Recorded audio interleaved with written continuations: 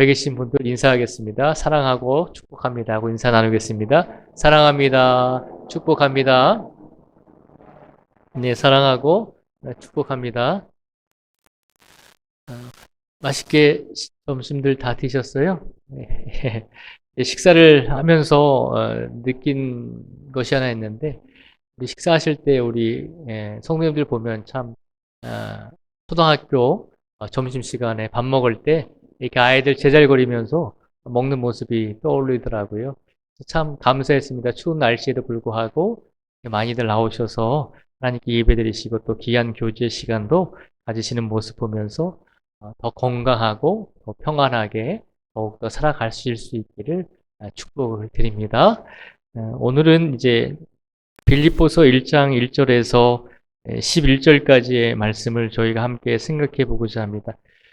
빌립보서는 사도 바울이 빌립보 교회의 성도들에게 보낸 편지이며 말씀입니다.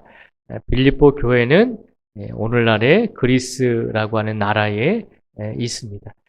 빌립보 교회는 사도 바울이 예수님을 믿은 다음에 이제 회개하고 예수님을 믿은 다음에 전도 여행을 3번을 떠났습니다.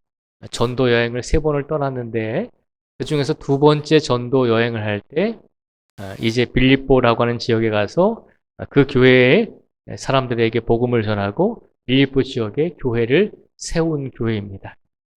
오늘 본문 이 빌립보서의 말씀은 특별히 옥중 서신으로 분류가 또 됩니다. 그러니까 바울이 로마의 감옥에 갇혀 있을 때, 그곳에서 빌립보 교회 성도들을 향해서 편지를 보낸 내용입니다. 바울이 얼마나 간절하게 오늘 이 말씀을 보내고 있는지 우리가 한번 살펴보도록 하겠습니다. 먼저 3절부터 제가 8절까지 말씀을 읽어드리겠습니다. 3절부터 8절까지 말씀을 읽어드리겠습니다.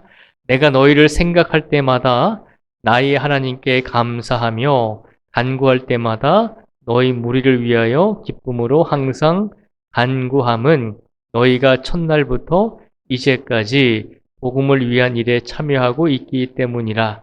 너희 안에서 착한 일을 시작하신 이가 그리스도 예수의 날까지 이루실 줄을 우리는 확신하노라.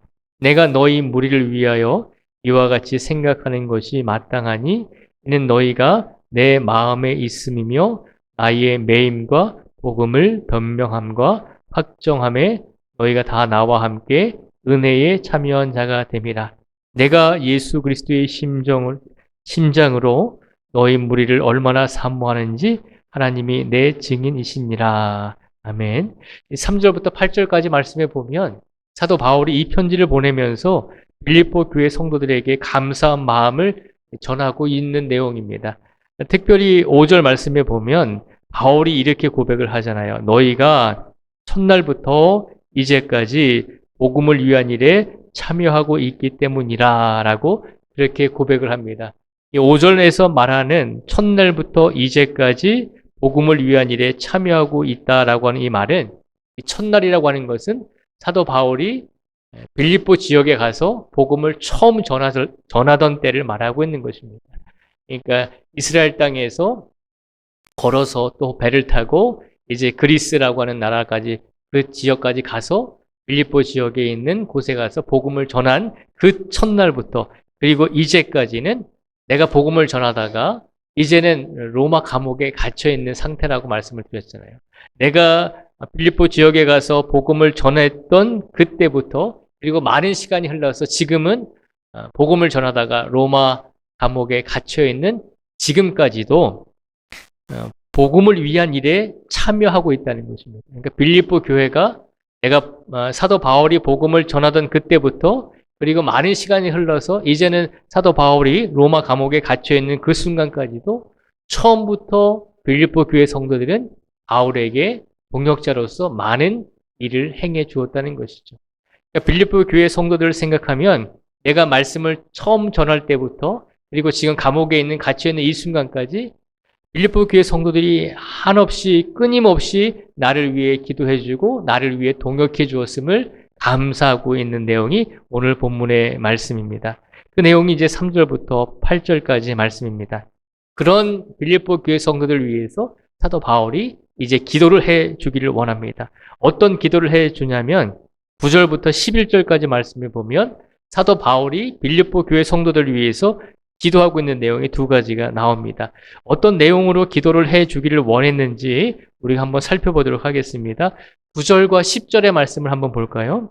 9절과 10절의 말씀을 함께 보겠습니다. 함께 읽겠습니다. 9절과 10절입니다. 시작. 내가 기도하노라 너희 사랑을 지식과 모든 총명으로 점점 더 풍성하게 하사 너희로 지극히 선한 것을 분별하며 또 진실하여 허물 없이 그리스도의 날까지 이르고. 아멘.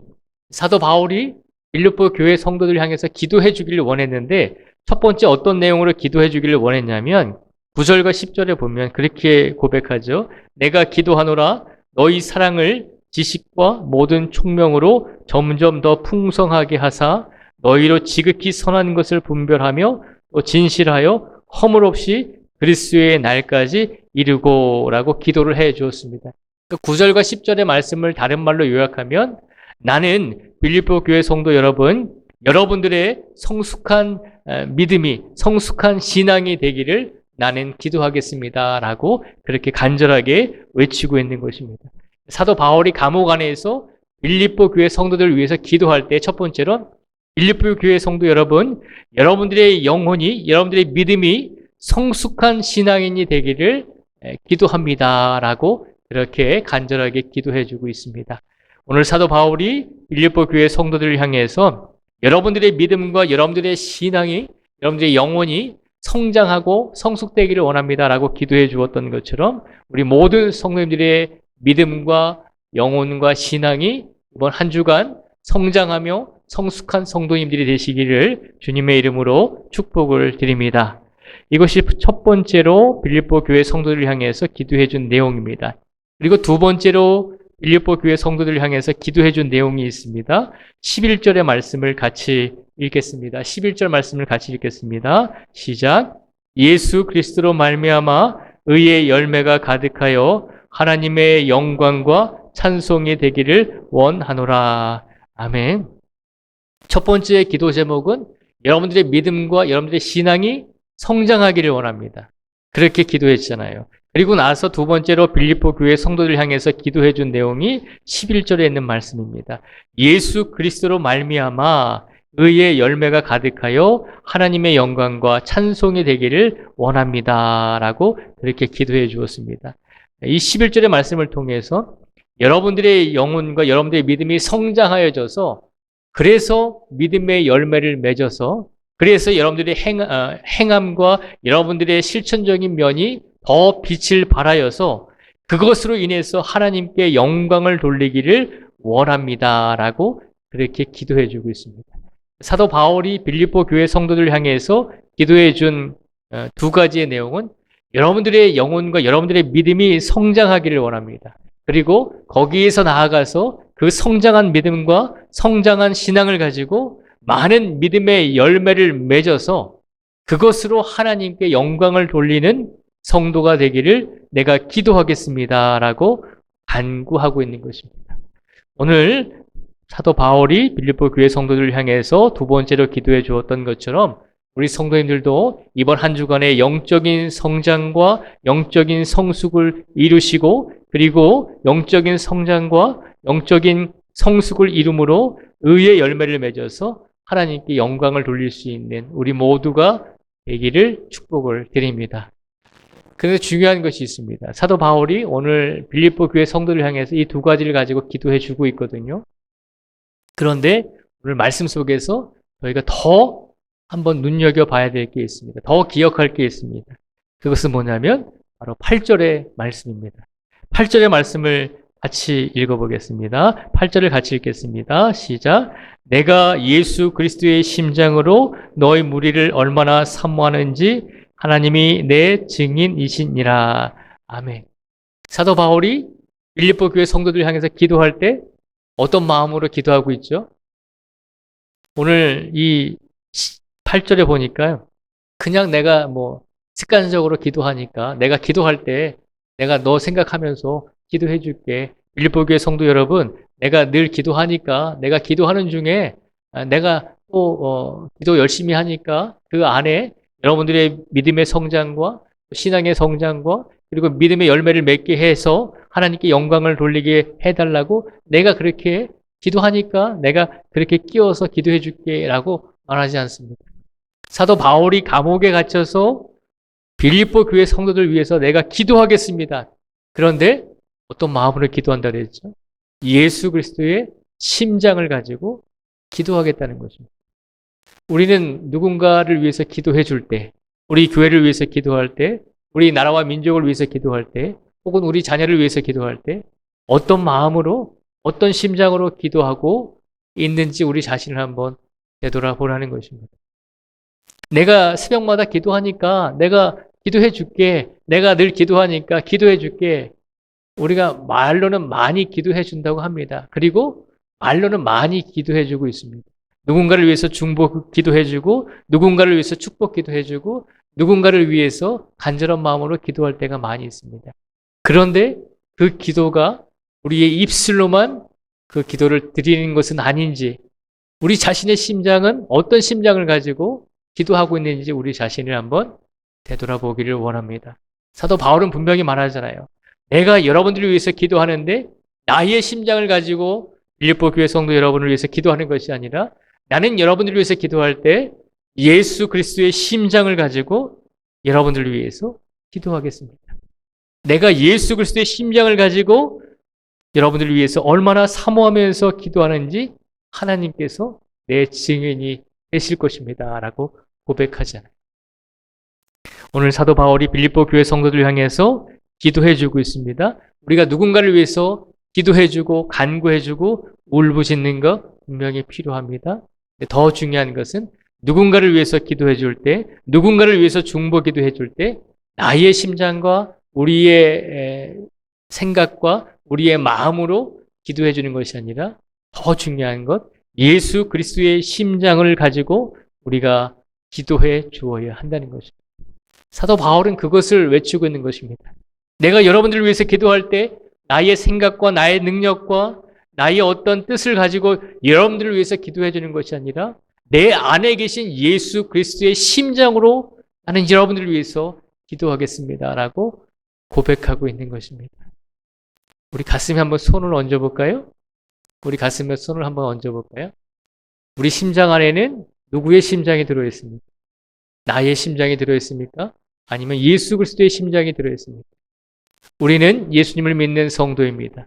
예수님을 믿는 성도의 심장은 나의 심장이 아니라 내 육체의 심장이 아니라 예수 그리스도의 심장이 이 안에서 뛰어야 될 줄 믿습니다.